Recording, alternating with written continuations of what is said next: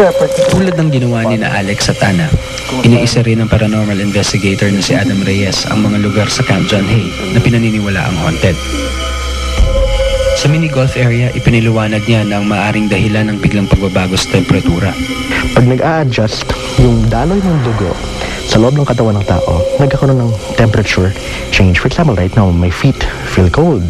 As in, they feel really cold despite the fact I'm wearing socks.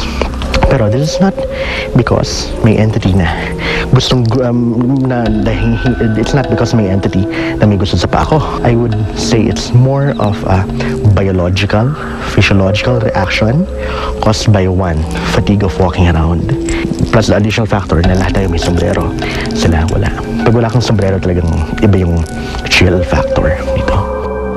Sa pagkakataong ito, may dalawang instrumento si Adam. Una, ang view spot meter or photon scanner na sumusukat sa kung gaano kalakas ang liwanag na nagmumula sa isang lugar. Standard. So far. Dala rin naman ni Adam ang isang grid laser na nagpapakita naman ng depth perception o kung gaano kalapit o kalayo ang isang bagay kahit nasa dilim. Gamit ang mga ito, masusukat daw ni Adam kung may mga elemento o enerhiyang gumagalaw sa paligid. So far, constant naman ang mga photons dito sa paligid natin. Ayan, katawanan lang. Try natin itong grid laser. Baka may makita. Ayan, for example, yan. Nakita ng halaman. Pero, parang bang tumatakbo? Gumagalaw? Wala. Steady lahat. Everything's steady. Walang tumatakbo. Ayan, if you'll notice, one thing common in Baguio is fog.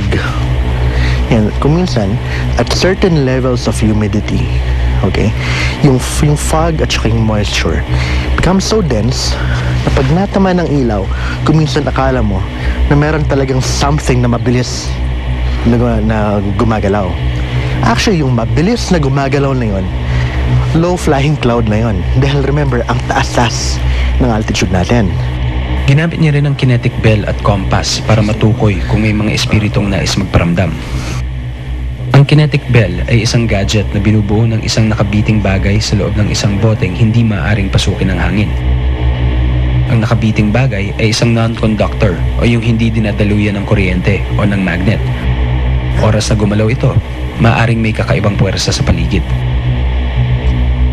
Samantala, sakaling may di karaniwang enerhiya sa paligid, animoy magloloko naman ang mga kamay ng kompas at magugulo ang oryentasyon nito.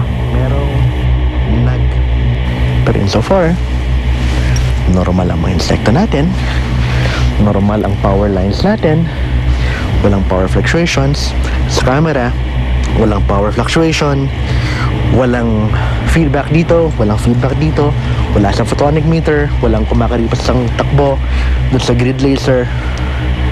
Therefore, ang kalaban natin dito, hindi multo, yung ginaw. It's just really cold.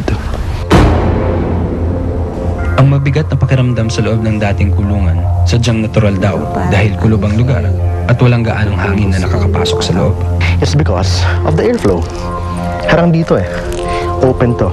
So kumbaga parang standing here, you are being held back, you're being pushed down. So it's nothing psychical, it's something physical. Dagdag pa ni Adam, ang mga pisikal na aspeto umano ang dahilan ng paniniwalang may mga multo sa mga sinuring lugar. Not even one is haunted. The only thing haunted dun sa tatlong locations are the minds ng mga taong nakakakita. Bago natin isinagawa ang paranormal investigation dito sa Camp John Hay, isa lang ako sa libo-libong bakasyonista na madalas umakyat dito. Pero walang kamalay-malay sa kasaysayan ng lugar at walang kaalam-alam sa maaaring nangyari sa paligid nito. Pero ngayon nakatatak na sa isipan ko ang pinagdaanan ng Camp John Hay at ang mga nilalang na gumawa at marahil nag-iwan ng mga alaala rito. May mga bagay at pangyayari na sadyang hindi may paliwanag. Dito na sila namatay. Dito na din sila magmumulto. Basta ang mga mata.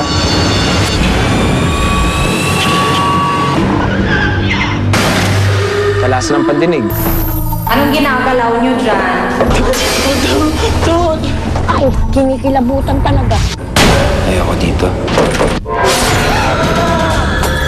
Galang mundo ay nababalot ng misteryo.